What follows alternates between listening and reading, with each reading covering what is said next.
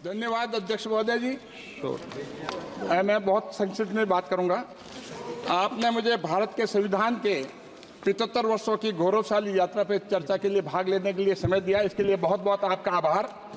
लेकिन मैं बताना चाहूँगा, जहाँ तक हम गौरवशाली यात्रा की बात करते हैं तो भारत के संविधान की मैं कह सकता हूँ कि 1977 तक कैसी गौरवशाली यात्रा रही है, किस तरह संविधान पे आघात लगा है, चाहे जुडिशरी को कमिटेड बनाया है, चाहे जुडिशरी को पनिश किया गया है, चाहे जजेस का सुपरसीड किया गया है, चाहे ऐसे लोगों को प्रमोशन दिया गया है और चाहे सीनियरिटी का वायलेशन किया गया है, ये हमने देखा।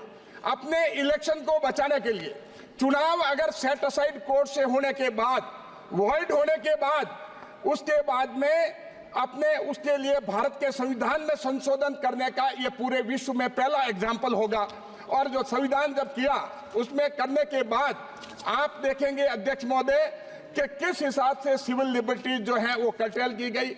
और सारा जो इमरजेंसी पे मैं बहुत लंबा चौड़ा बोलना नहीं चाहता हूं, लेकिन एक बात आपको बताना चाहता हूं, जहां तक रिजर्वेशन की बात है, मैं मेरे कांग्रेस के मित्रों से चाहता हूं कि वो अपना स्टैंड ले।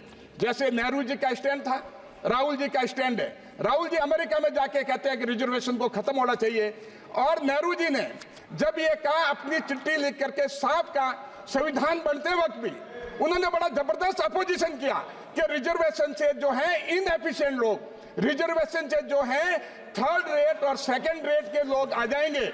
क्या एससी एसटी सेकंड और थर्ड रेट के लोग हैं? क्या ये बता सकते हैं कि नेहरू जी ने चिट्ठी नहीं लिखी? और अंबेडकर जी ने जब अपना इस्तीफा दिया तो उन्होंने बीसी रॉय को लेटर लिखा कि अंबेडकर के इस्तीफे से कोई फर्क नहीं पड़ेगा कैबिनेट में। तो एक दलित के साथ जिस हिसाब से इनकी रिजर्वेशन की पॉलिसी है, एक तरफ ये जेब में भारत का संविधान लेके चलते हैं और दूसरी तरफ रिजर्वेशन को खत्म करना चाहते हैं। अध्यक्ष महोदय, ये ओबीसी के खिलाफ है, एससी एसटी के खिलाफ है और बात रिजर्वेशन की करते हैं। बहुत बहुत धन्यवाद।